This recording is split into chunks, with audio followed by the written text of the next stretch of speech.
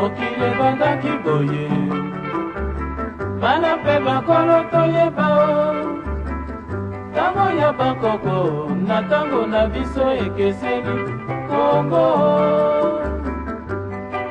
ezalaki ntango ya palanga misato bana nyonso ya mboka oyo bamonaki mpasi mpo na mokili kongo na ngai ezalaki na polo na ntango ya matswa kongo na ngai na ntango ya bankoko ezalaki ndenge mosusu azalaki kolakelanga lokola lelo te kotambola yango esile lokola yo te azalaki na lopitalo te te monganga mboka kasi bazalaki kotika ndenge bino bankoko babiso bazali bakongo biloko nyonso tokomi kozwa na pasio ezali lisusu ndenge ya bankoko te otukokiteye kokolonize te basola mboka nsima ekongaki kosala tosengi lisanga mpe revolution ya kongo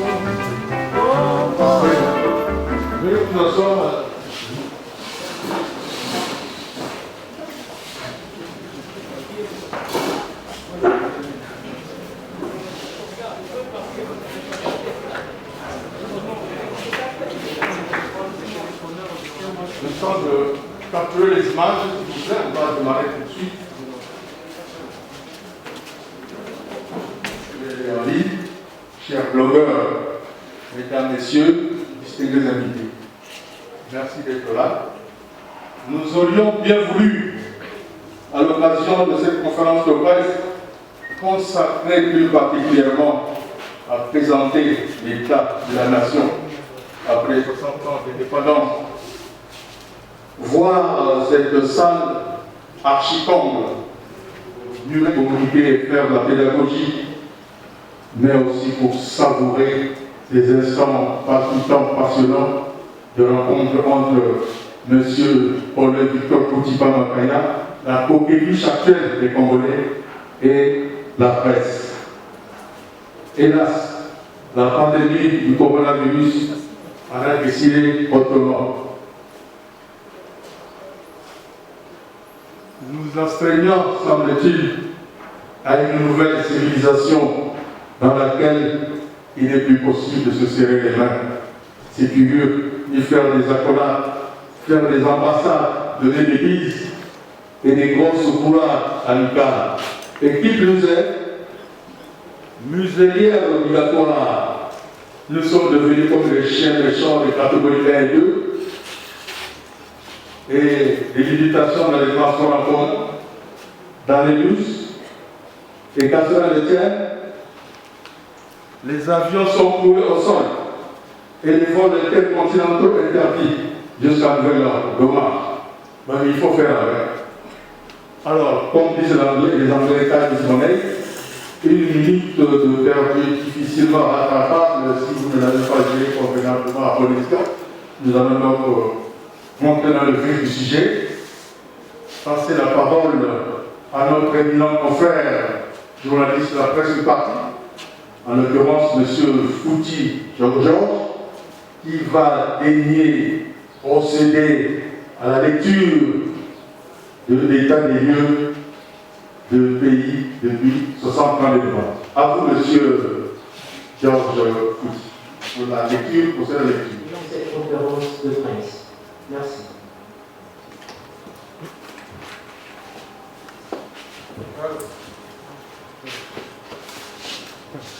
Je voudrais d'abord vous remercier. Conférence de presse. Nous avons respecté la distanciation sociale et le port de masque aussi. Le masque est respecté. C'est une conférence de presse très importante. Depuis hier, nous avons écrit au président Denis Sassou Nguesso en faisant état de la nation. L'état de la nation signifie un bilan de 60 ans. Comme il nous avait aidé à la conférence, il avait tout assumé, c'est toujours le processus qui est là. Nous avons parlé de la justice congolaise, de l'enseignement, du social, de la force publique, de la politique et de la santé. Mais ce bilan est catastrophique. Le pays n'avance pas, tous les signaux sont en rouge. Et nous nous sommes dit, il faut faire quelque chose. Le pays étant malade, après 60 ans, le pays ne supporte pas la stature debout. Le pays a des pieds frêles. Le pays est mort. Et puisque nous sommes partisans de la symbiose intercommunautaire, nous sommes partisans de la non-violence, nous sommes toujours une force de proposition. Il faut proposer, il faut faire des propositions, il faut dire à ceux qui ont l'effectivité du pouvoir que la direction actuelle de notre pays est catastrophique.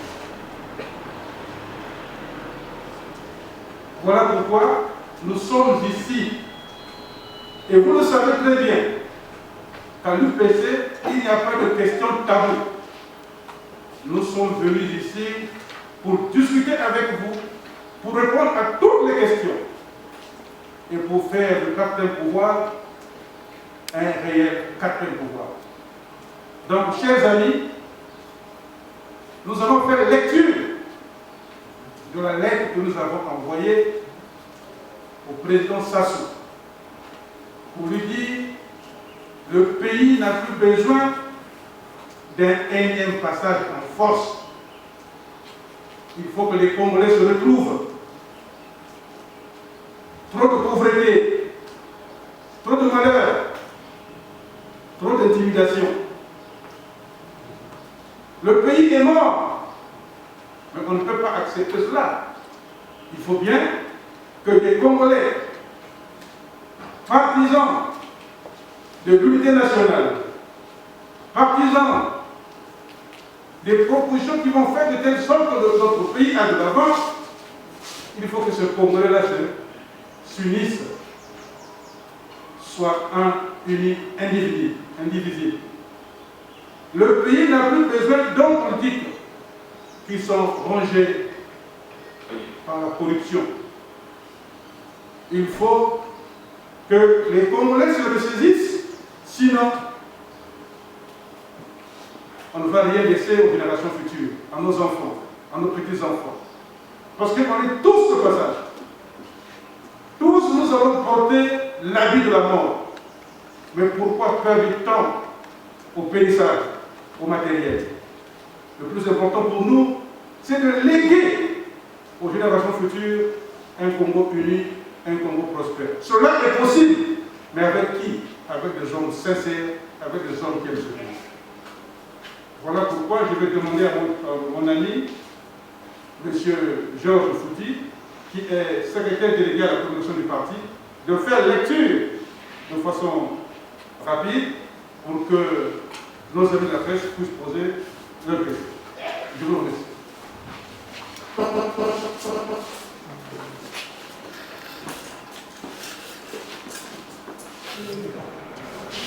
Son Excellence, Monsieur le Président de la République, Président du Parti congolais du travail, ADAC.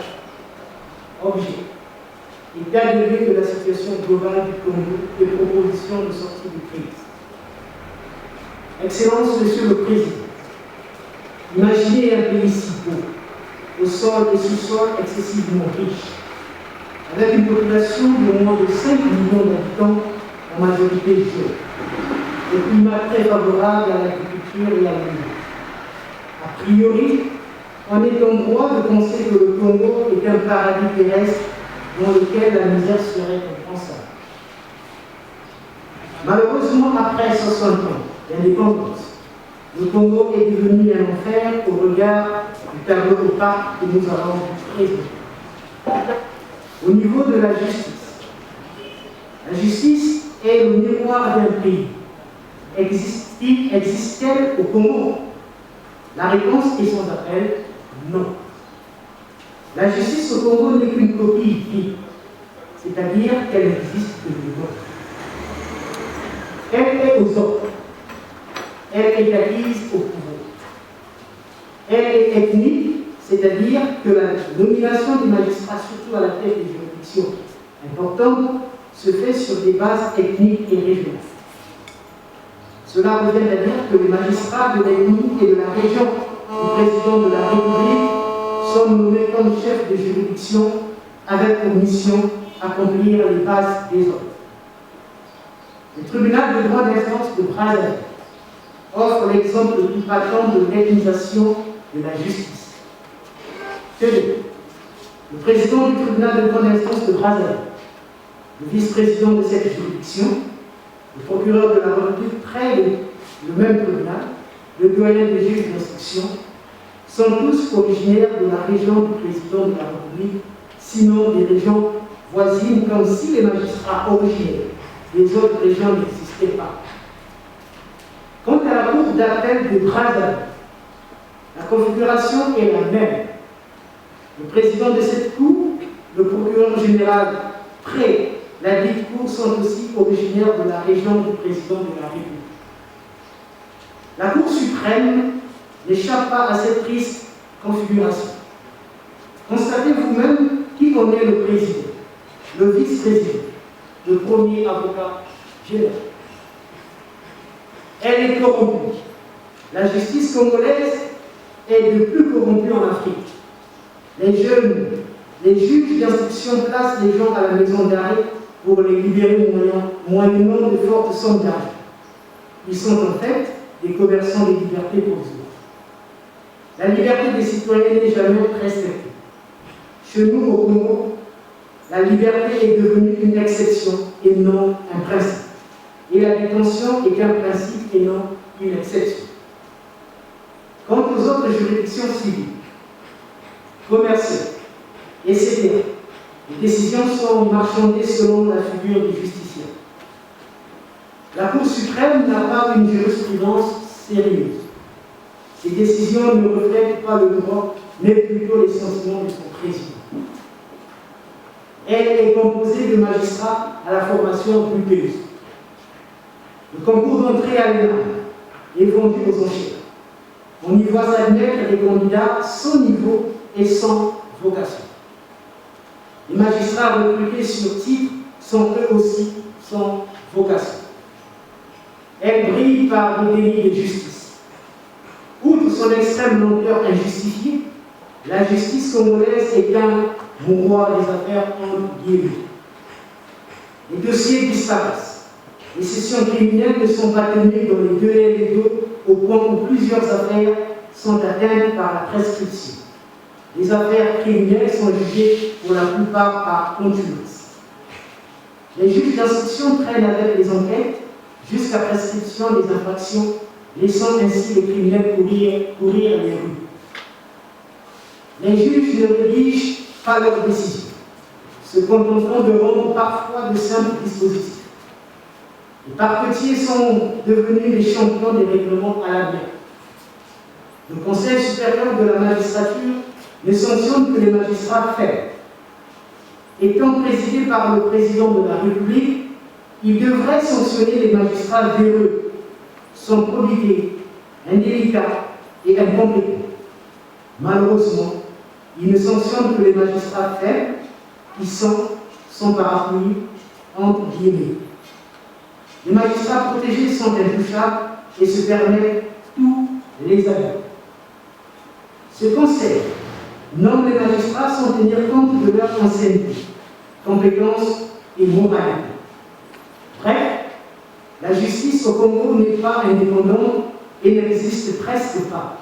Elle est sclérosée. Au niveau de l'enseignement, qui est devenu le corps du peuple, entre guillemets, qui formait les cadres qui faisaient la fierté du pays. L'école de la République ne vaut plus rien et nous n'avons qu'à juger le niveau des élèves aujourd'hui. L'école ne forme plus, elle abrutit. Elle est corrompue, médiocre, non compétitive. Elle manque d'enseignants qualifiés.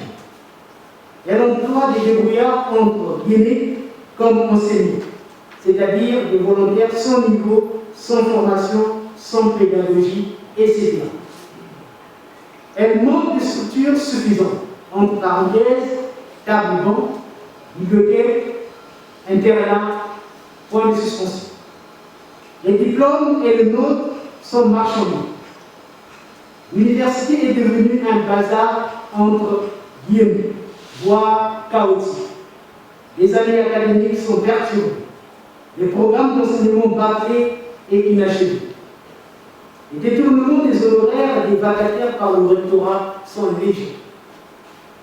Le niveau scientifique et bas ou culturel des enseignants permanents et vacataires a considérablement baissé du fait que l'on a dénaturé et mercantilisé la formation. Au niveau de la santé, le système de santé au Congo présente beaucoup de lacunes et de dysfonctionnements tant au niveau de la gestion des hôpitaux que des consultations des patients. Pire, il est constaté une rareté cruelle des plateaux techniques adéquats, entre parenthèses, ensemble des équipements biomédicaux, techniques et informatiques tels que les scanners, et du personnel qualifié ou spécialisé, entre parenthèses, biologistes, chimistes, laborantins, radiologues, pharmaciens. L'avènement de la pandémie du coronavirus, en l'occurrence Covid-19, en mars dernier, est venu mettre à nu toutes ces faiblesses constatées. Pas assez d'hôpitaux généraux et de référence, pas de couverture maladie universelle, pas de médicaments, absence de discours de vérité sur les cas de Covid-19, pas de garantie sur la santé. On observe des violations incessantes du serment d'Hippocrate, des détournements massifs du budget affecté à la santé, une omerta entre médecins traitants et les services des morts. Conséquence, nos hôpitaux sont devenus des mours. Il y a plus de corbillards que d'ambulances. Les enterrements au Congo coûtent plus cher que les naissances à cause des cercueils, caveaux, corbillards, courants de fleurs, ainsi que les démarches administratives qui coûtent excessivement cher. Les morts ne sont plus respectés conformément à notre culture bantoue relative au culte des morts.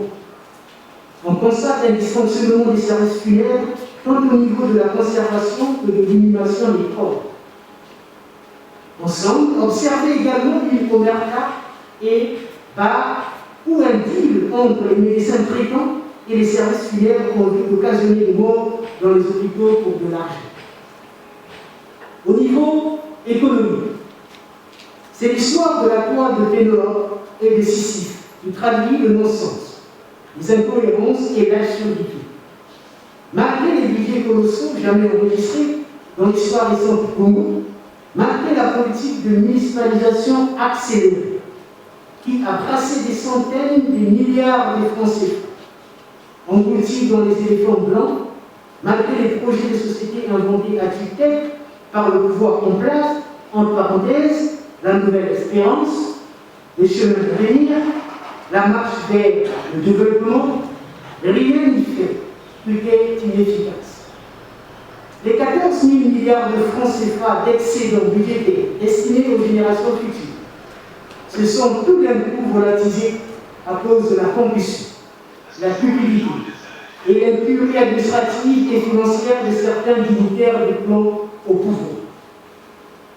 Au final, le Congo fait figure de mauvais élèves dans la lutte contre la mauvaise gouvernance qui constitue un frein au développement. Pour preuve, le récent accord FMI, Fonds monétaire international Congo, du 11 juillet 2019, portant contraction de 448,6 millions de dollars sur 3 ans, assortie de 48 mesures, dont une seulement a été respectée, démontre à suffisance la mauvaise volonté des autorités de Brazzaville à engager des réformes nécessaires dans le cadre de la facilité élargie des crédits en cible faible. Il est à craindre que l'économie congolaise, déjà exsangue, qui subit de plein fouet la crise due à la chute drastique du cours du baril de pétrole, aggravée par la pandémie du coronavirus, comme je l'ai dit un peu plus haut, Covid-19 en cible, batte de l'air. Quant à l'endettement, le pays est surendetté à hauteur de 78,5% de son produit intérieur brut, PIB en cible, avec pour principal créancier la Chine. Il est à savoir que cette dette est occasionnée par des projets pilotés seuls par les grands travaux. Aucun d'eux n'a jamais été examiné en Conseil des ministres, ni validé par le Parlement, qui est la représentation du peuple. Par conséquent, on ne peut faire porter au peuple congolais ainsi qu'aux générations futures ce fardeau. Entre-temps, on ne sait pas combien de temps va durer la récession. Pendant ce temps, c'est le peuple congolais qui en pâtit, continue de souffrir le martyre. Quand les autorités de Brazzaville tablent sur une croissance de moins 9% en 2020, il y a de quoi se morfondre sur la situation économique du pays. En fin de compte, aucun plan avec le FMI ne nous permettra de sortir de l'enfer de la dette dans lequel nous sommes plongés. Au niveau social, sur la gestion du trafic du réseau urbain, se déplacer à Brazzaville et dans d'autres localités du pays devient un casse-tête. Les avenues et rues sont pour la plupart délabrées. Trop de voies défoncées avec des nids de poules. Il y a arrêté les moyens de transport. La société de transport périurbain en sigle STPU est dans l'incapacité de desservir toutes les lignes. Contre taxis et bus appartenant pour la plupart aux dignitaires du pouvoir en place, ils en font à leur tête avec ce que cela comporte comme conséquence au niveau du système de régulation du trafic. Entre parenthèses, des trajets trop courts, le phénomène de devenir terrain, comme le dit bien le Congolais lambda, et de coûts très élevés. Sur les antivaleurs, il y a 2 ans, lors de son discours sur l'état de la nation, le président de la République fustigeait le comportement de certains dignitaires qu'il qualifiait de petits et gros poissons entre guillemets, qui agissent en toute impunité. Que désormais il n'y aura plus de passe-droit devant la loi. Mais depuis longtemps, on est loin du compte. La situation n'a pas changé du tout. Bien au contraire, l'impunité est toujours au rendez-vous. Les détournements des deniers publics, le pillage systématique, la corruption et la cupidité, l'incurie administrative et financière, la délinquance financière en pôle blanc, continuent leur petit bonhomme de chien. Sur l'emploi des jeunes, au Congo-Brazzaville, le chômage a gagné le terrain, avec un taux de chômage évalué à plus de 80%. Dans un pays où les secteurs formels et informels sont quasiment verrouillés, la jeunesse est abandonnée à son propre sort. On constate par exemple que la promesse de créer 40 000 emplois, faite depuis 2011 par le président de la République, ainsi que l'intégration de 2 000 enseignants à la fonction publique, déclarée l'année dernière, sont toutes restées lettres mortes. Sur les cotisations sociales, la caisse de retraite des fonctionnaires en cycle crève et vide à cause de la mauvaise gestion. La corruption massive et autres antivaleurs font que des milliers de retraités émargeant à la crève ne touchent pas leur pension. Aujourd'hui, ces Congolais qui, après avoir rendu d'énormes services à la nation et cotisé leur argent, ne peuvent pas vivre correctement et deviennent des mendiants. Au niveau politique, on entend souvent dire que le Congo est un état de droit. Or, il ne peut y avoir égal de droit sans démocratie. Et pas de démocratie sans multipartisme. Il ne peut non plus y avoir multipartisme sans opposition politique crédible. Dans l'état de droit, il ne saurait avoir des prisonniers d'opinion comme nous le voyons et le vivons depuis toujours dans cette ère du président Sassou Nguesso. Dans l'état de droit, l'équilibre des pouvoirs, notamment exécutif, législatif, judiciaire et des médias, est garanti. Or, nous sommes loin de tout ça. L'exécutif dirige tout et marche sur tous les autres pouvoirs. Dans l'état de droit, l'exercice de la démocratie est garanti. Tout citoyen est libre de créer une association ou un parti politique avec un idéal à lui. Malheureusement, tous les partis, adoubés par le pouvoir de Brazzaville, doivent avoir les mêmes intérêts que lui. Dans ces conditions, tous ceux qui vont dans le sens contraire sont victimes des procès politiques, sont jetés en prison et mis hors d'état de nuire. Nous pouvons donc affirmer, sans détour ni contour, que le pouvoir de Brazzaville a muselé l'opposition politique véritable. Il ne veut pas d'une opposition crédible. Il tue cette opposition en procédant par la corruption d'une partie de l'opposition à laquelle le pouvoir confie des rôles de façade, c'est-à-dire de faire valoir. Le musulman des opposants responsables est sérieux par les emprisonnements issus des procès politiques. La fabrication des candidats auxquels ils donnent beaucoup d'argent, sachant d'avance qu'ils ne peuvent l'inquiéter, mais qui, au bout du compte, se contenteront de reconnaître sa victoire prochaine. La confiscation de l'espace politique et des libertés.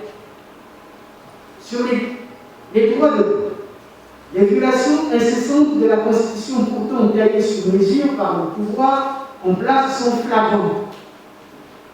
Elles ont pour but évident la conservation du pouvoir avec en toile de fond l'instauration d'un pouvoir dictatorial dynastique.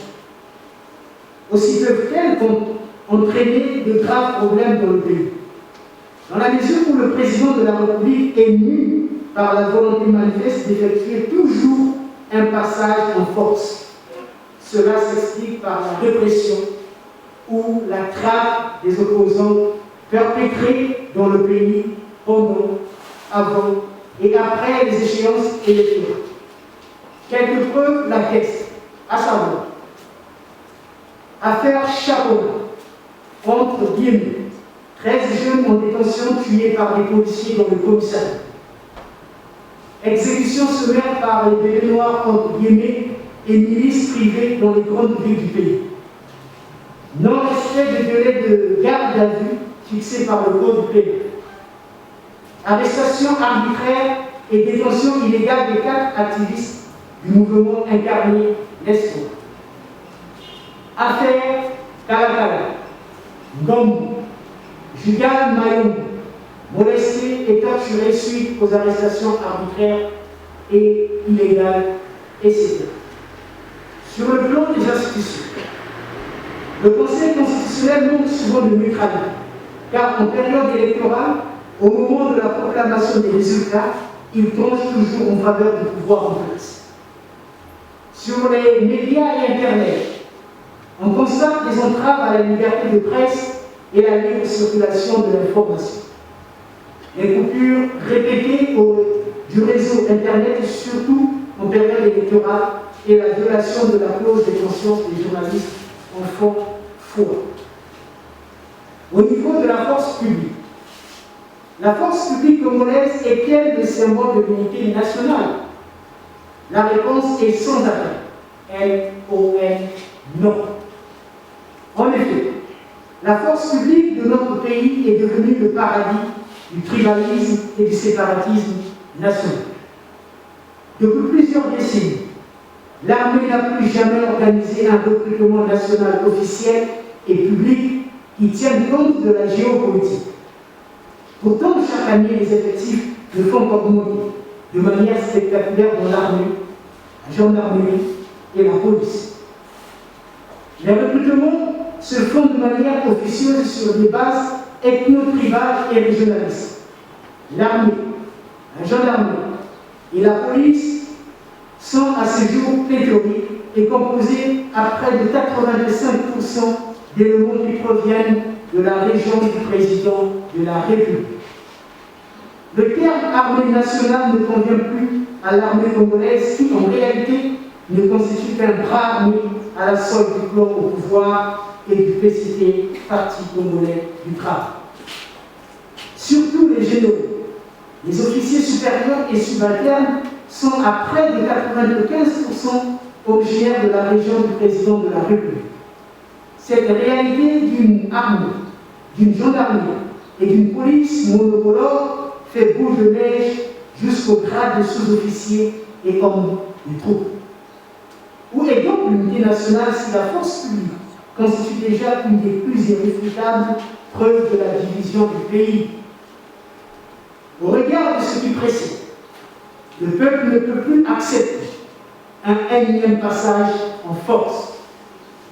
Il est temps de se remettre en cause en cette période difficile de coronavirus Covid-19 afin de réinventer la politique congolaise qui souffre depuis 60 ans de l'irresponsabilité de ces hommes politiques en mutualisant nos énergies positives pour que le Congo soit guéri de ses blessures. Plus personne ne veut un seul instant revivre la triste et mortelle réalité du Congo qui vient d'être exposée.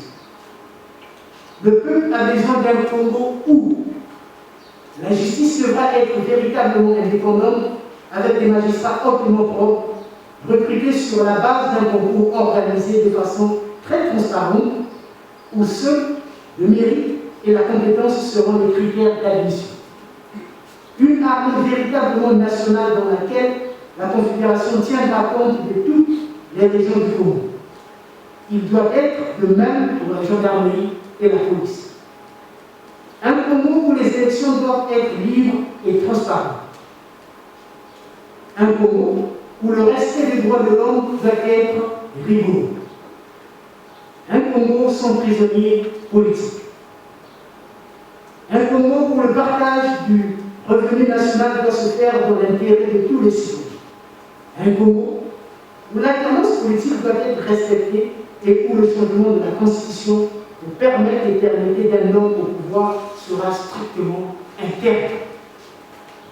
Un Congo où l'unité nationale doit être exprimée dans les nominations à tous les postes dans l'administration, les sociétés et autres structures. Un Congo où le travail, surtout des jeunes, doit être garanti. Un Congo où les ressources du sol et du sous-sol doivent profiter au peuple tout entier. Un Congo où l'État devra retrouver ce lettre de noblesse en ramenant les méthodes qui prônent le mérite et l'excellence. Un Congo où la corruption devra disparaître en restaurant la sanction et le contrôle à tous les niveaux. Un Congo où l'économie ne doit pas seulement se baser sur le pétrole, mais doit être diversifiée grâce à l'agriculture et l'élevage pratiqués par les Congolais eux-mêmes et non par les étrangers. Un Congo où l'environnement devra être protégé contre l'exploitation polluante et anarchique réalisée par certaines sociétés qui violent quotidiennement les lois et détruisent nos forêts, nos rivières, etc. Un Congo est inquiété par des arrestations arbitraires et où le droit à l'opinion contraire devra être respecté. Un Congo où la parité homme-femme doit être respectée à tous les niveaux. Un Congo où les droits des enfants doivent être garantis et respectés. Proposition. Afin d'éviter toute contestation pouvant conduire à des troubles souvent nuisibles à la paix et à l'unité nationale auquel nous tenons tous, le Parti uni pour le Congo, en sigle UPC, le dirige M. Paulin Makala. À l'honneur ici de réitérer ses propositions de sortie de crise ci-dessous, à savoir 1. Amnistier tous les prisonniers politiques et les exilés condamnés par contumace afin de permettre au Congo la tenue d'un véritable dialogue national inclusif. 2.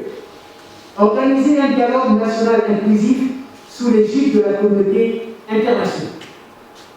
3. Mettre en place une transition politique permettant d'amorcer une alternance politique. Enfin, 4. Mettre en place un gouvernement de transition dirigé par l'opposition qui aura pour principale mission la formation de façon consensuelle avec toutes les forces vives de la nation d'une commission électorale nationale indépendante en sigle CENI, conférée pour une solution négociée au Congo-Brazzaville-UPC. Veuillez agréer, Excellence, Monsieur le Président, l'expression de ma très haute considération. Copie pour information. Institutions nationales, représentation diplomatique, partis politiques, confessions religieuses, forces vives de la nation, le président de l'UPC, Paulin Magaïa. Je vous remercie. C'est politiquement correct. Un discours de vérité de la plus haute importance par rapport à l'actualité brûlante de l'heure, impactée par la pandémie du coronavirus. Un discours, disais-je, qui provient d'une autorité politique éminente et incontestée. Ce discours magistral digne de mettre à penser et qui en atteste la maîtrise. Un discours de vérité qui retrace avec brio les différentes étapes importantes de l'histoire politique récente de notre pays depuis son indépendance. Relate les faits patents, incontestables, affirmés de tous côtés, de surcroît. Un discours judicieux qui met en évidence les travers et les faiblesses des gouvernants. Du reste, d'aucuns des esprits caustiques pourraient penser à une lettre pamphlétaire, satirique, empreinte de critiques acerbes contre le pouvoir, le gouvernement en place. Loin de là, il n'y a dans cette lettre rien de provoquant ni de scandaleux. D'autres pourraient s'interroger. Macaya serait-il devenu un parésiaste, c'est-à-dire celui qui pratique la libre parole, le franc-parler? On est enclin à le penser dans la mesure où cette lettre comporte autant de parésias, libre propos, de franchise. La réalité est que Paulin Macaya n'a fait que parler vrai, dire la vérité aux Congolais. Il n'a dit que la vérité, rien que la vérité, même si elle blesse. Enfin, c'est ici l'occasion d'évoquer, pour étayer notre propos, le philosophe Michel Foucault, qui a fait une belle et profonde analyse de la notion de parésia en prononçant à l'Université de Californie, Berkeley, un cycle de 6 conférences intitulé L'histoire de vérité, par lequel il fait l'étymologie et l'historicité de la parésia, mais aussi en conformité avec la situation. Parésia, donc, c'est l'ouverture qui fait qu'on dit ce qu'on a à dire, qu'on dit ce qu'on a envie, qu'on dit ce qu'on pense pouvoir dire parce que c'est nécessaire, parce que c'est utile, parce que c'est vrai. C'est Michelet, l'historien de 1782 de la Révolution de 1789 qui disait la forme importe peu lorsque le fond est si touchant. Et je retiens de ce que la lettre un aspect fondamental du discours. Le fond et non la forme, le contenant et non le contenu et non le contenant. La substantifique moelle, comme tu dirais Rabelais, et non l'expression formelle. Pour d'autre part, la substantifique moelle est le fait que Paulin Macaya, par cette lettre ouverte, vient d'annoncer la fleur en semant l'heure de vérité. Le moment crucial où des décisions audacieuses doivent être prises par le président de la République à un moment où le pays se trouve à la croisée des choses. Enfin, pour clore notre propos, voici quelques pensées que nous avons réservées pour vous en rapport avec notre combat politique. Si vous êtes neutre dans les situations de justice, vous avez choisi le camp de l'agression. Qui est l'auteur? C'est l'archevêque anglican sud-africain Desmond Tutu. Faites bien, faites beaucoup de bien, par petits bouts, là où vous êtes. Ce sont tous ces petits bouts de bien, une fois assemblés, qui transforment le monde. Enfin, la paix est impossible sans la justice. Merci de votre demande d'attention. Nous allons passer la parole au président de la principal pour se prêter aux questions des journalistes. Lorsque nous étions à l'opposition, sous Pascal de Souba, je me souviens, il y a eu un concept que les amis du PCT utilisaient souvent. Eux, ils parlaient de la niveauisation des médias. Aujourd'hui, je ne sais pas comment est-ce qu'ils vont l'appeler. Je vous laisse le soin d'en décider. Le Congo est pris en otage par malheureusement ses propres enfants qui ne pensent qu'à eux. Le pays est en train de disparaître. Mais le pays a beaucoup fait pour eux. Mais il est aujourd'hui temps qu'il renvoie l'ascenseur au Congo qui est en train de mourir. Si nos vieux parents étaient aussi méchants, si nos pionniers étaient égoïstes, comme les politiques d'aujourd'hui, nous, on ne devait pas avoir la chance d'hériter un beau Congo où il y a tout. On devrait hériter le bois, on devrait hériter le pétrole, le sous-sol, tout ce que nous avons comme bien. Mais regardez comment on est en train de se confronter au niveau national. Tout appartient à un groupe, tout appartient à un parti, le PCT. Donc, chers amis, à vous la parole. Il est où, monsieur le radio? Vous pouvez donner au... essayer d'aborder ça dans la lettre que nous avons adressée au président de la République. On dit, opposants, anciens prisonniers, quelle est votre réaction par rapport aux tractations qui se déroulent en ce moment sur l'évaluation sanitaire générale Jean-Marie Michel Moukoko, ancien candidat à la présidentielle? Comment vous réagissez? Il y a quelques semaines déjà, peut-être aujourd'hui, les choses vont vers la fin, mais ça a pris quand même un peu beaucoup de temps. Comment vous réagissez, vous, en tant qu'ancien prisonnier, opposant aussi? La deuxième question, là où vous parlez de la gouvernance électorale, les prochaines élections, vous proposez un dialogue sous l'égide de la communauté internationale, mais à la fin, sortir sur une transition avec le gouvernement d'union nationale. Est-ce qu'on peut comprendre par là que l'opposition se resserre, que vous rejoignez la position du chef de file de l'opposition, peut-être que vous ne partagez pas le titre, mais au moins que vous rejoignez cette idée d'aller vers une transition après mars 2021, qui est censée être la date de l'élection présidentielle? Merci. La situation du général Moukoko. Je viens, en venant ici, j'ai appris que l'avion a décollé, que le général Moukoko est parti en Turquie pour ses soins. Le général Moukoko est tombé malade au début du mois de juillet. Le général Moukoko est dans un putain d'état. Le général Moukoko est un fils du Congo qui est emprisonné. Pourquoi? Parce que il était candidat à l'élection présidentielle. Pourquoi? Parce que il a gagné l'élection présidentielle. Vous comprendrez que ma réaction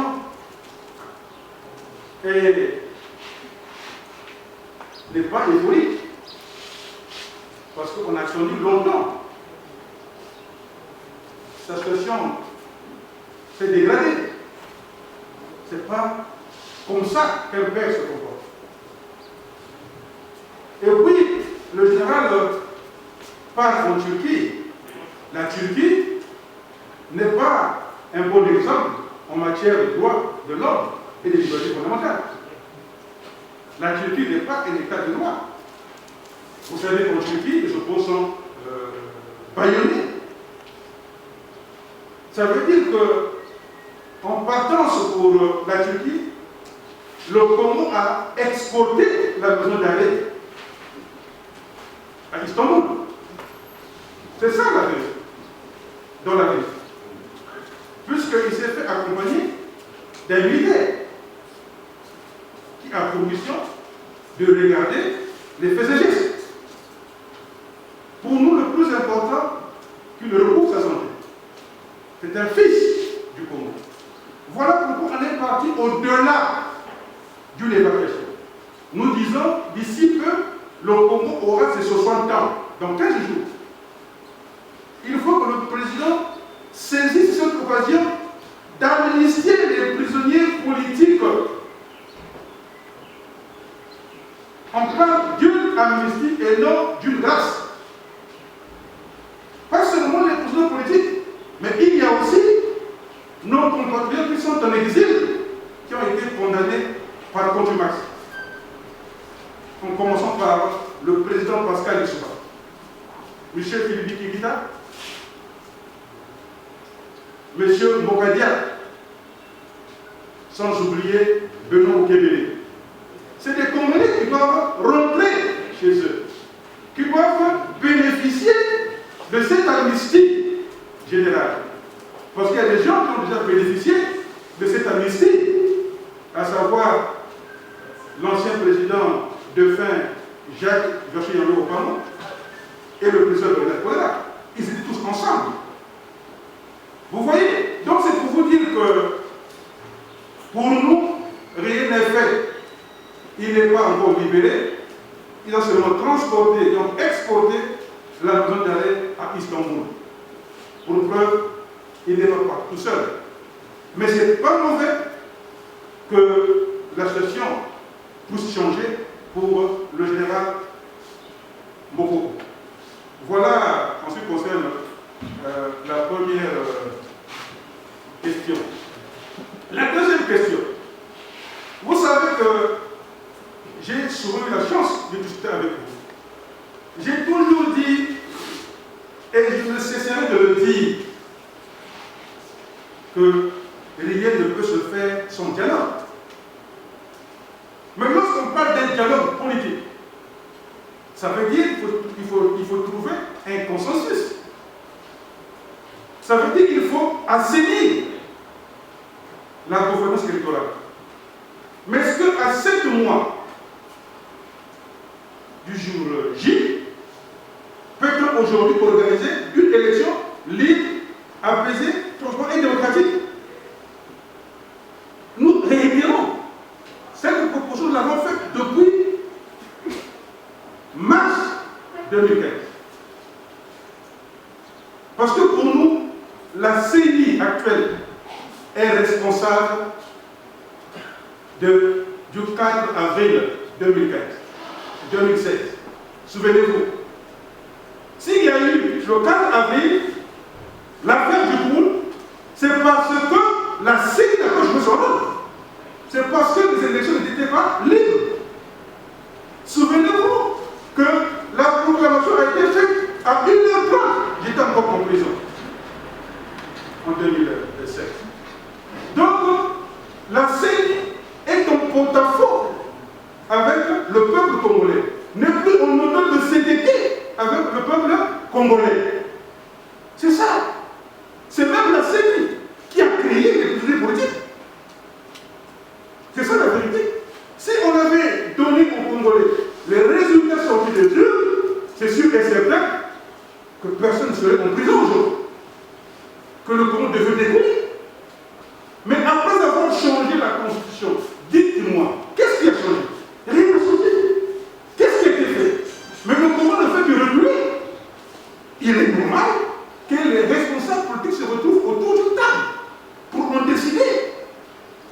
Ce que nous sommes en train de faire aujourd'hui, on peut le dire, mais ça n'a pas commencé avec nous, mais c'est depuis la conférence souveraine.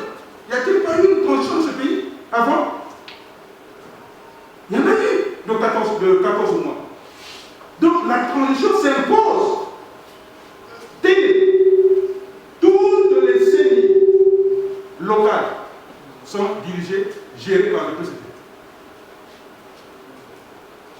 On vous a donné, la fois dernière, lorsque nous étions à Zao, le document que nous avons intitulé pour une solution négociée au Congo, Brazzaville, tout est là-dedans.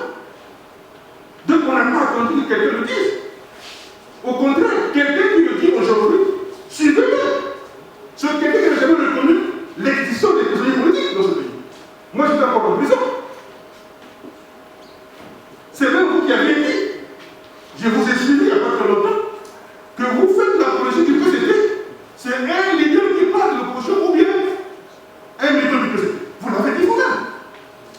Non. Est-ce que l'imam d'Iko, là, au Mali, il a été nommé? Mais il se bat pour son peuple. Moi, je pense que nous devons arrêter ces scénarios des gens qui veulent avoir de l'argent. Nous connaissons dans ce pays. Donc, c'est pour vous dire que la transition politique s'impose. Lisez pour que ce soit négocié au Congo. On a fait, au 17e point, je pense, on a parlé de la nomination de façon consensuelle des sous-préfets, des administrateurs maires, de toute l'équipe dirigeante des CENI au niveau local. Mais on assiste à quoi? C'est le ministre de l'Intérieur qui nomme ses amis. Il y a même des guerriers qui sont nommés. Est-ce qu'il faut politologue pour comprendre qu'il y a quelque chose qui se passe dans ce pays? Donc la transition politique s'impose.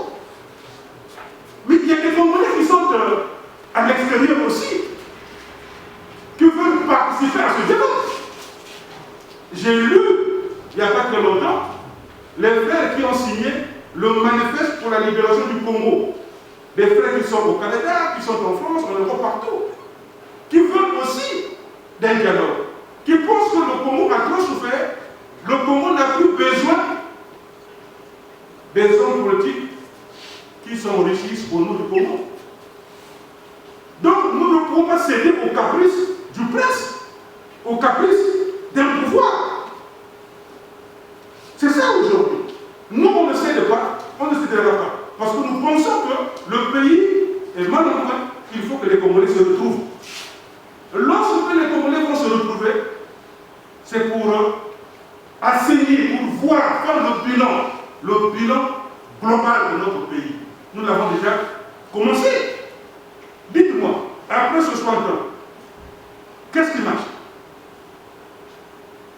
Qu'est-ce qui marche? Vous pensez qu'il est normal qu'un pays qui a eu beaucoup d'argent, c'est des milliers de milliards, et que ce pays devienne l'un des pays les plus pauvres du monde? Vous savez comment? Mais ce que nous disons au président, ce que nous disons à son parti, il faut arrêter.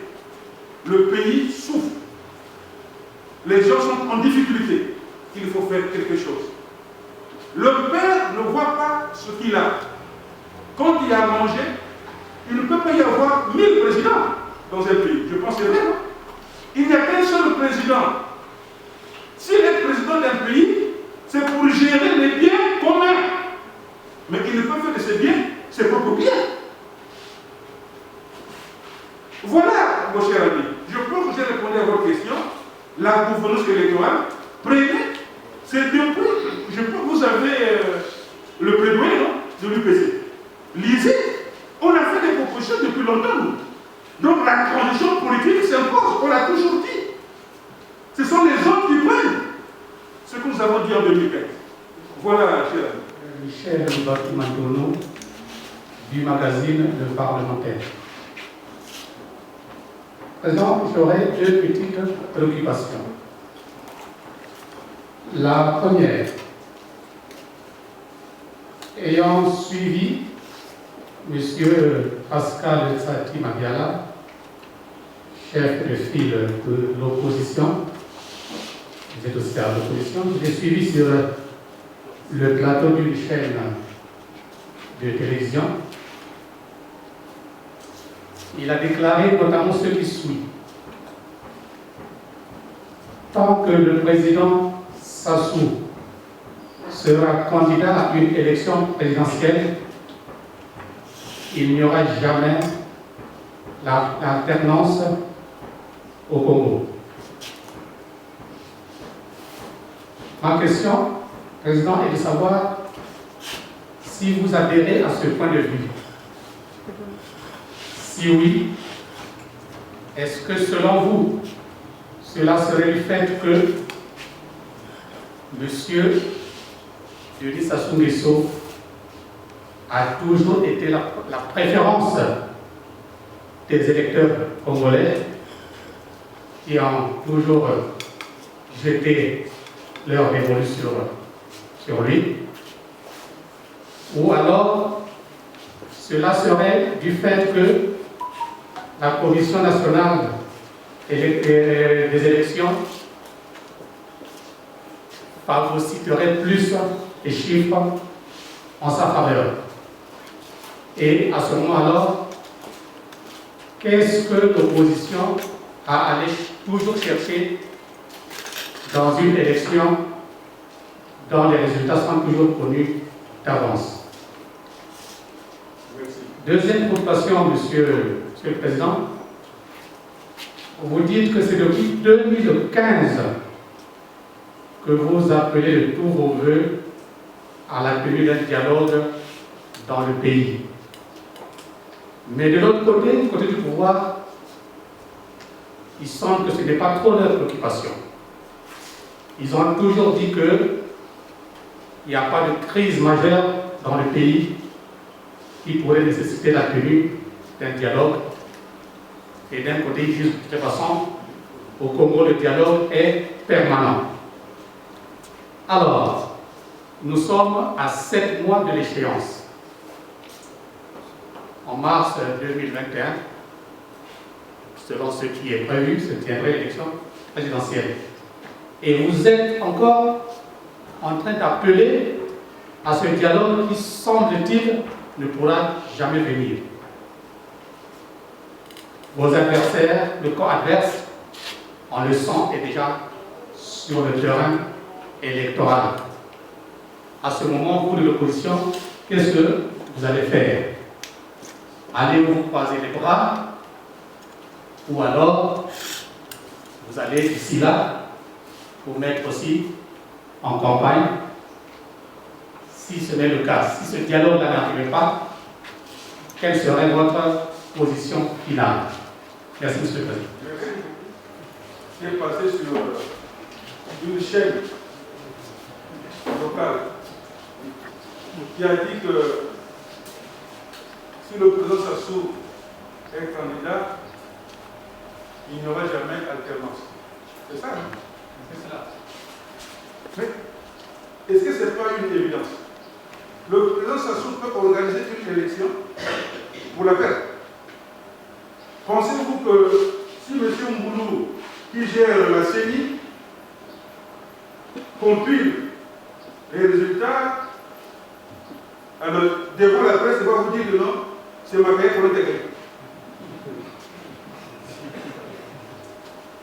Il va donc annoncer l'échec de son champion. Il faut qu'on fasse attention. Mais le pays est là où il est. Mais est-ce que Paulin Makaya était candidat en 2016? Mais Paulin Makaya était en prison. Pourquoi était-il en prison? Mais c'est parce qu'il avait dit que si le président Sassou change la constitution, il la change pour lui-même. Donc ce sont les gens qui sont partis à l'élection présidentielle en 2016 qui vont dire à Makaya, qui a eu une raison plus tôt, que si le président Sassou partait, il va gagner. On ne voit pas qu'il y a un problème. Mais ce sont mes pensées. Ça va mener en prison. Mais pourquoi avons-nous marché? Pourquoi avons-nous protesté? Mais parce qu'on savait qu'ils ne peuvent pas changer la constitution pour l'opposition. Il y avait une disposition qui donnait mandat au président de changer la constitution. Mais non. C'était pour préserver leur gagne-pain. Donc, comment pouvez-vous dire que Paulin Makaya est en train de suivre quelqu'un qui a parlé? Vous ne voyez pas que c'est faux et archi-faux? Ce sont ceux-là qui sont en train de prendre ce que Paulin Makaya avait dit. Il faut qu'on soit aussi honnête intellectuellement. C'est ça le but intellectuel. Souvenez-vous, les maires avaient demandé le 20 octobre 2015 de sortir pour empêcher. C'est même le monsieur dont vous faites allusion. Est-ce qu'il est là, monsieur Pérévé? Je ne pense pas. Il est là. Mon ami est là. Posez la question, il est là. C'est le monsieur dont vous faites allusion, qui avait prononcé le mot insurrection. C'est le seul. Je ne sais pas si vous vous rappelez. Mais prenez ma carte, il a jamais prononcé ce mot. Mais c'est lui qui s'est retrouvé en prison. Pour rien. Et c'est le même monsieur qui dit qu'il n'y a pas de prison au Congo-Brazzaville. Est-ce que c'est ça? Mais pourquoi prenez ma carte est arrêté? Mais c'est parce qu'il a organisé une marche, non? Non. Et le même monsieur vous dit il n'y a pas de prison politique. Monsieur Moukoko avec qui ils ont signé la charte n'est pas prisonnier politique. Mais il faut être conscient. Pourquoi à ses frères? Mais qu'ils prennent leur argent, mais qu'ils laissent le Congo tranquille. C'est nous qui avons raison. C'est nous qui l'avons dit. Je suis le premier à le dire. Je revendique cela, c'est moi qui l'ai dit avant. Et ça m'a conduit en prison. J'y suis resté 3 ans. Pas pour ma mère que j'ai perdu le... Mais je suis dans le peuple. Vous êtes dans le peuple. Constatez-le. Maintenant, on fait quoi? On fait la guerre. Nous devons continuer. Nous devons pousser à ceux qui ont l'effectivité du pouvoir de comprendre que l'heure est arrivée pour sortir notre pays de son sommeil hivernal. Vous savez, le Congo n'a plus besoin d'une classe politique rangée par la corruption. Celui qui est devant vous, si vous êtes un journaliste, les informations que Paulin Macaya émarge quelque part, dites-le. Moi, je vis avec le peu que j'ai. Si je vous donne 100 francs, c'est mon effort. Je ne sers pas quelque part. Je ne prends pas l'argent de trésor. Voilà pourquoi les Congolais qui même m'appellent M. Propre. Donc, ce que je suis en train de vous dire, chers amis, et suivez-moi. Paulin Macaya ne va jamais céder au caprice du régime. Écrivez ça comme ça. Paulin Macaya ne va jamais céder au caprice du régime. Paulin Macaya ne va jamais accompagner des gens qui ont échoué. La CENI est un organe qui doit être équilibré. Un organe doit être transparent. Un organe qui doit être mis de façon consensuelle. C'est très important. Vous dites que le plan social a toujours gagné. Mais vous n'êtes pas comme imbécile. On doit avoir les mêmes âges. Ce n'est pas plus vieux que toi. Mais souvenez-vous, en 1992, le président Sassou était le président sortant. Avait-il gagné? Il avait été éliminé au premier tour, avec 15%. Est-ce que c'est faux? Mais qu'est-ce qui a fait que le président Sassou devienne 5 ans après et l'homme qui gagne toutes les élections? Mais c'est parce qu'il y a un système de force. Parce qu'il y a la force. Parce qu'ils contrôlent tout. Mais puisqu'ils sont un grand parti pour le travail, j'avais peut-être encore une amie qui est née le 31 décembre 1969. C'est ça? Donc en 60 ans, ils ont géré le pays pendant combien de temps? 47 ans. 47 ans. Le pays est là où il est. C'est les 14. Plus rien ne marche. Donc ce sont ceux qui vont venir vous dire encore que nous avons gagné. Mais en 2016, ont-ils gagné? Dites-moi, parlons de ça. Ils ont été battus en plate couture. Battus. Je ne sais pas si vous avez mis pour ça. Le vrai problème répond à un dialogue inclusif.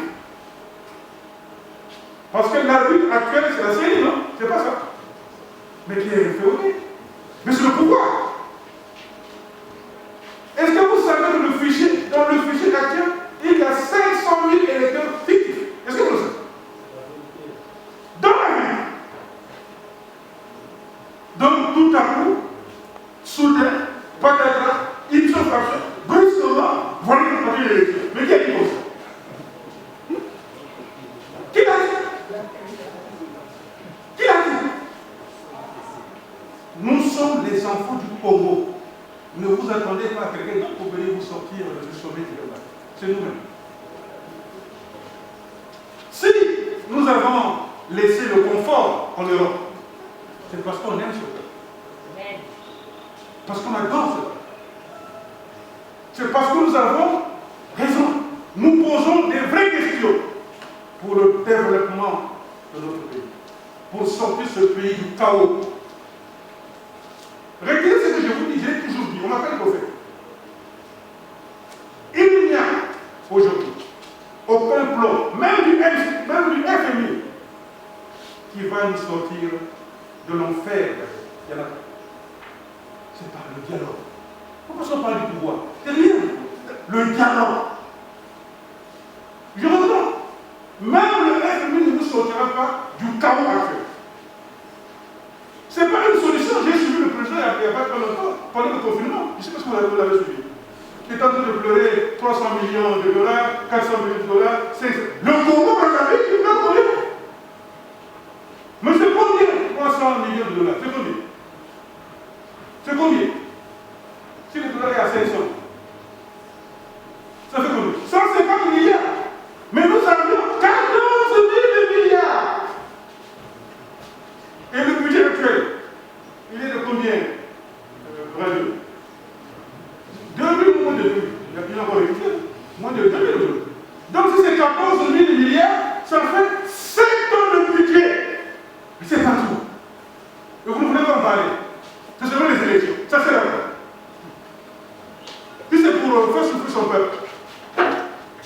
D'où le dialogue s'impose. Mais il ne peut pas y avoir dialogue si nous avons des prisonniers politiques. N'oubliez pas que nous avons des enfants qui sont en prison. Est-ce que vous le savez? Il y a des jeunes. Franck Donald Sabukoulou, Medri, Diflou, Parfait Mabiala, Gilles Nyangé, au CP. Pourquoi? C'est parce qu'ils ont dit des gens que nous avons faim. Nous avons fait du travail. Ils ont été arrêtés. Pour atteindre la société de l'État. C'est ce que nous voulons. Voilà, chers du parlementaire, je pense que j'ai répondu à vos questions de façon franche, avec la vérité qui le caractérise. C'est ça, la vérité dans la vérité. Donc nous, on ne peut pas céder aux caprices du pouvoir. Parce que je suis témoin de l'histoire. N'oublie jamais ça. J'étais le plus jeune du bureau politique de MCD. Le plus jeune. J'ai fait la politique avec Bernard Coto. J'ai fait la politique avec les Téléondés, Makuta Moko, Souli Lagoutas. Voilà. Avec Christian Tikaï. Même avec Denis Sassou. Pierre, qu'on appelle le code du Sénat, il est là. Posez la question. Pierre Moko. Je ne suis pas de là. Ce n'est pas la famille qui le fera avec lui. Tu n'arrives pas à me nourrir, tu t'en dis pour toi. Mais moi, je le fais pour ce pays, pour l'unité du Congo. Un Congo uni, un Congo prospère, un et indivisible. Mais c'est pas bon ça. Mais voilà. Oui. Le projet. Information. Merci. Président, vous avez parlé du dialogue et vous avez insisté. Je veux savoir pour vous que ce n'est fait le dialogue. Vengeance ou justice? Parce que souvenez-vous, dans votre speech, vous avez dit que vous n'allez pas accompagner les échoués. Et ceux qui sont aux affaires aujourd'hui ont échoué, d'après vous. Alors pourquoi le dialogue, c'est quoi? Une vengeance ou une justice? La deuxième question, vous parlez d'un dialogue, je reviens là-dessus, mais un dialogue inclusif sous l'égide de la communauté internationale. Est-ce que le président voulait faire revenir le colonialisme? C'est ça les deux préoccupations. Dialoguer signifie compromis. Dialoguer ne signifie pas compromission. Donc, dialoguer signifie justice, se retrouver ensemble, consensus national. C'est ça, dialogue. Mais lorsque ceux qui ont l'effectivité du pouvoir vous imposent ce qu'ils veulent, vous poussent à la compromission, on appelle ça dialogue? Non. C'est ça, justement. Mais nous sommes des bandeaux, mon ami. Mais il est normal. Parce que pour qu'il y ait dialogue, il faut qu'il y ait deux personnes, n'est-ce pas? Et puis dialogue signifie quoi? C'est vous les communicateurs. Moi, dans mes nombreuses formations, j'ai aussi fait communication. Mais à quel moment la communication devient effective? Vous voyez pour la question sur le dialogue. Donc j'ai pigé, j'ai compris. Et je vous réponds, il faut qu'il y ait un feedback. D'où on appelle ça le dialogue est. Voilà, est vrai et sincère. Mais si on se chamane, si on se dispute, est-ce qu'il y a dialogue? Ça veut dire qu'on ne se comprend pas. Mais pourquoi voulez-vous que ceux qui ont l'effectif au pouvoir, comme vous le dites, ils sont contre le dialogue? Dans ce monde, il y a quelqu'un qui est contre le dialogue. Voilà. Maintenant, ça m'amène à la deuxième question. Dites-moi un peu. Lorsque deux personnes se battent, les deux peuvent régler le problème. Ils n'ont pas besoin de quelqu'un, d'un facilitateur, pour les aider à être ensemble, à discuter. Il n'y a pas de communautaire. Ça peut être un Africain, non? Mais on en a un ici. Comment on l'appelle? Le Guinéen. Qui vient préparer sa retraite au Congo. Qui vient imposer ses femmes, qui vient imposer à l'opposition d'aller à un dialogue sans préalable. Vous vous souvenez? Est-ce que c'est normal? Mais nous sommes souverains. Mais comment on appelle ce monsieur-là? Qui l'a envoyé ici? C'est pas l'ONU. Mais c'était facilitateur, c'est ça la communauté internationale, non? Mais nous avons envoyé un Africain de l'Afrique de l'Ouest. Il y a même eu un premier, ce qu'on appelle Batili, qui s'est fait plein de poches, qui a même favorisé les gens de la poche. Vous vous souvenez? Mais aller au Sénégal, moi j'ai beaucoup voyagé. Aller au Sénégal, allez voir ce qu'il a comme politique aujourd'hui. Mais c'est votre propre argent. Il est tranquille. C'est ce que vous voulez. Mais moi, on se bat pour vous. On se bat pour le peuple. Donc nous voulons un véritable dialogue.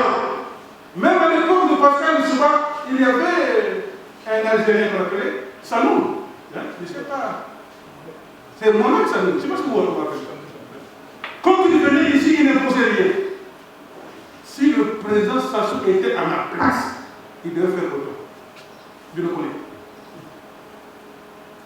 Quand il est opposant, il ne cède pas. Il se bat pour la vérité. Mais qu'est-ce qui est beau? Lorsque vous avez un enfant qui appuie à vos côtés, Bernard Gola, Tissé Tukaya, tout ce monde-là, qui vous pose les mêmes questions, c'est pas vous?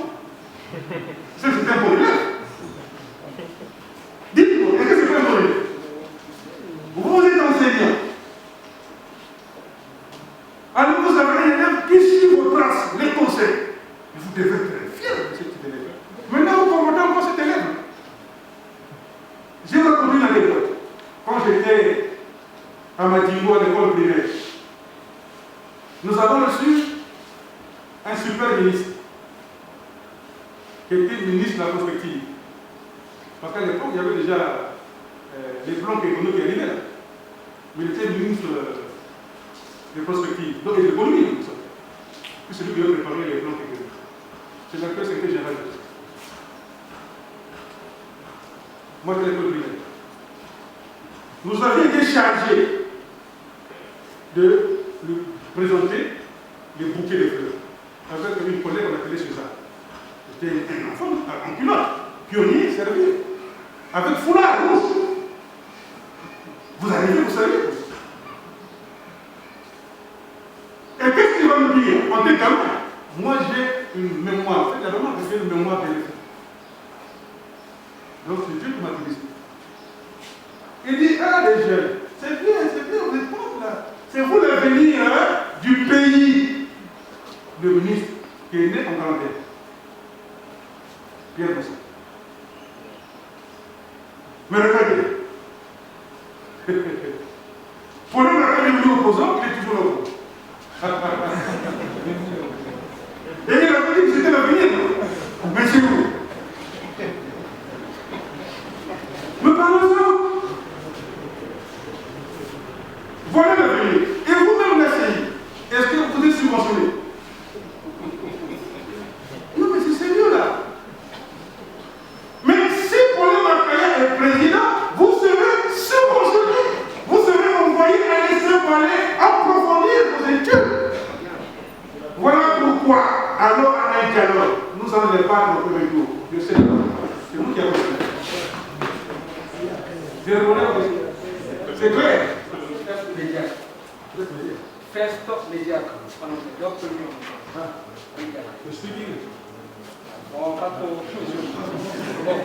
Monsieur le Président, en 2015, l'opposition congolaise a fait parler d'elle à travers les initiatives de haute portée, non au référendum, non au changement de la Constitution et non à l'élection présidentielle de 2016. Et pourquoi cette même opposition se retrouve aujourd'hui divisée et affaiblie? Ok, mais la réponse est toute. Un dialogue alternatif, souvenez-vous. Souvenez-vous. Mais nous étions à dialogue. Celui qui vous parle était présent. J'étais avec les aînés.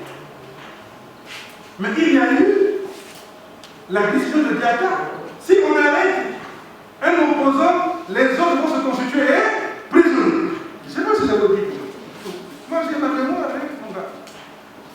Mais pour les Makaya, après l'appel de l'opposition, est-ce que c'est Makaya qui avait demandé qu'on devait marcher le 20 octobre? Mais c'est l'opposition. Moi, j'avais été répondu par M. Soungaman qui est là. Je ne sais pas si je le donne.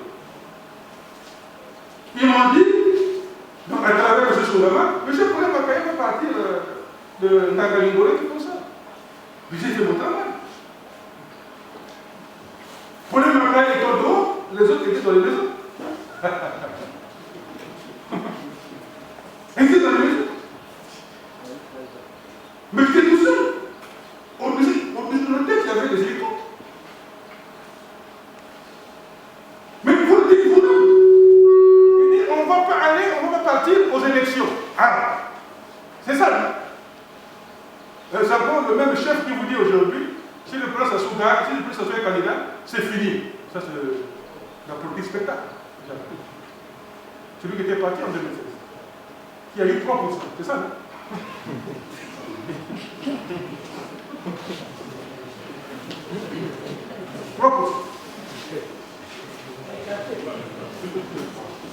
C'est terrible.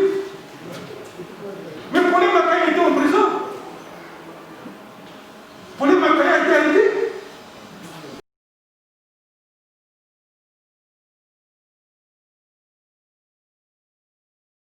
Parce que c'est une expression démocratique. C'est ça, non? Mais ils m'ont arrêté. Ils ont même prêté des armes, souvenez-vous. Et pourtant, je n'avais qu'une bouteille d'eau, Maillot. Est-ce qu'avec une bouteille d'eau, même pas les fonds de pouvoir? C'est possible? Ils m'ont gardé au commissariat pendant 8 jours. Mais la bataille, c'est combien? C'est pas 72 heures. Mais ils m'ont gardé 8 jours. Là où il y a des voleurs et tout le monde. Les images sont là. Mais c'est pour qui? C'est ça la sincérité. Mais vous voulez encore que Paulin Makaya aille se mélanger avec ceux qui n'ont pas la parole. Le président Sassou nous enseignait quelque chose à l'époque avec le président Bernard Kodela et Tissé Tikaye. Il disait que la parole donnée devait être respectée. C'est un principe cardinal. C'est eux, ils sont là, ils se font, ils réagissent. Ils n'ont jamais réagi sur ce que je dis. Non. Donc c'est vous la presse. N'ayez pas peur, n'injuriez personne. Parce que le travail du sociologue, moi je suis entre autres sociologue. Le travail du sociologue, c'est quoi? C'est de revenir le cachet. C'est d'aider la population. Si la France est devenue la France, mais c'est après 1789, est-ce que nous savons? Après la crise. Maintenant qu'il y a eu coronavirus, Covid-19. Mais profitons de toutes ces difficultés au niveau national et international. Afin de diriger quoi? Des jalons, des sous-bassements pour nous sortir de la pauvreté, de la difficulté. Regardez comment ils sont en train de gérer même la pandémie.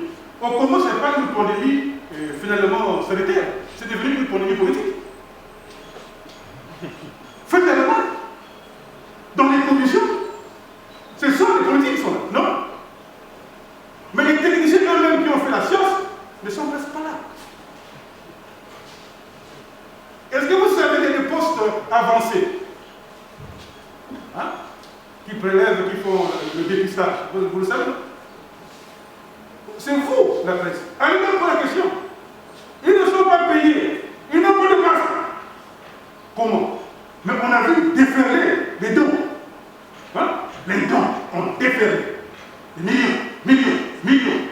Mais allez voir, allez sur le terrain, allez voir.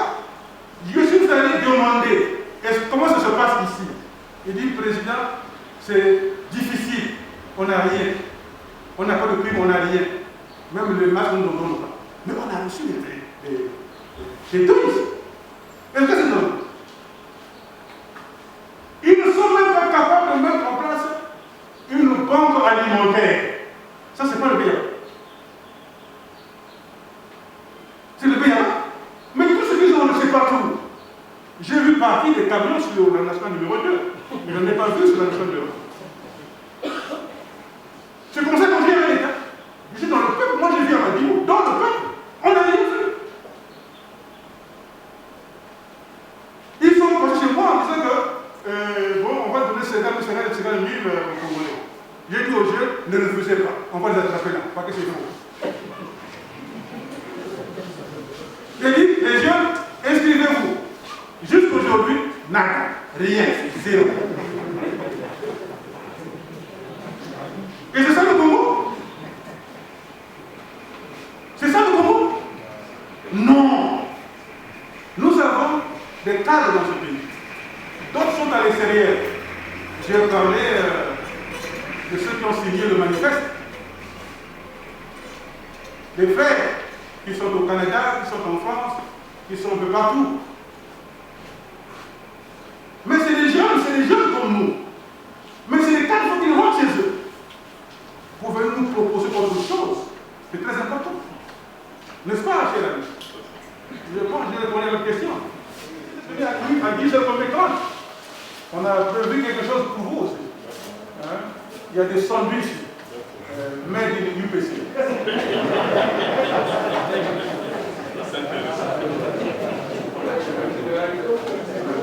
Mes amis, nous comptons sur vous. Je vous en remercie.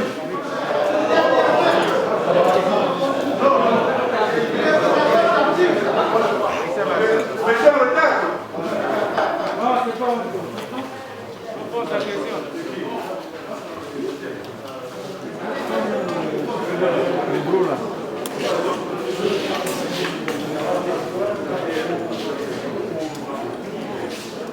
C'est très important parce que le Congo, on va se sentir. Il faut qu'il donne la chance au Congo. Il faut qu'il renvoie à son peuple.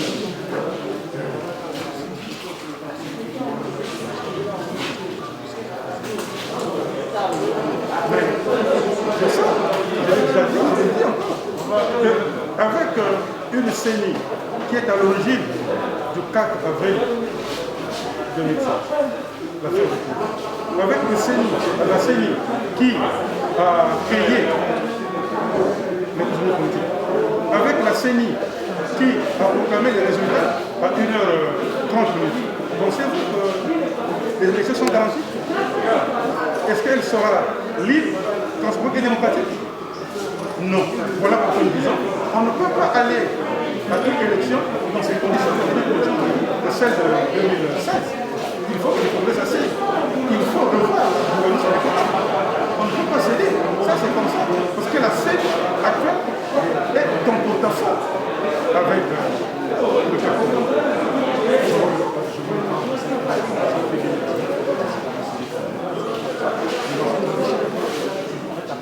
Je n'ai jamais questionné candidat. J'ai dit entrer un parti pour aller au pouvoir. Mais dans les conditions actuelles, on ne peut pas aller à une élection. C'est ça la vérité. Est-ce que le président Sassou peut organiser une élection pour la perdre? Voyez-vous M. Mboulou venir devant la presse annoncer la victoire de M. Kone Makaya? Donc l'échec de son champion, je ne pense pas. Voilà pourquoi nous disons qu'il faut une élection transparente, apaisée et démocratique. C'est comme ça qu'on va aider. Parce que le pays est malade. C'est possible de le faire. Mais pourquoi céder au chantage du pouvoir? Pourquoi céder? Nous sommes une opposition responsable. S'ils veulent partir seuls, qu'ils partent. Mais nous disons qu'on ne peut pas partir dans les conditions de celle de 2016. Ce que nous voulons aujourd'hui, c'est le dialogue qui s'impose. Profitons de cette crise sanitaire pour sortir le Congo de son sommet hivernal. Voilà, chers amis. Merci, Président.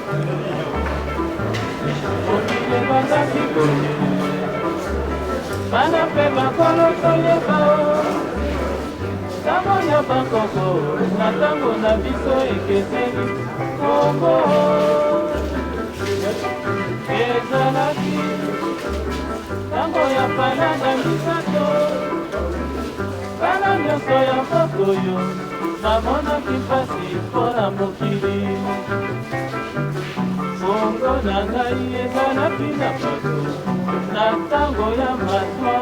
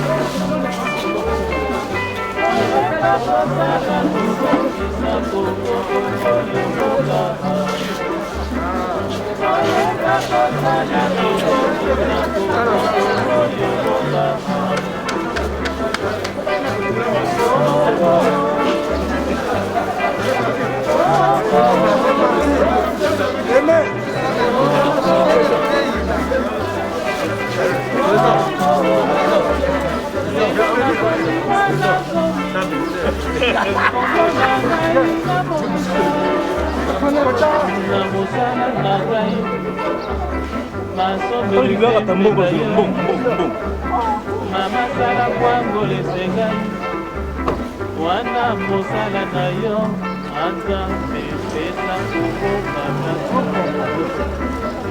oyeba kosala tokongisa kongo oyeba kosala tokongisa kongo oyeba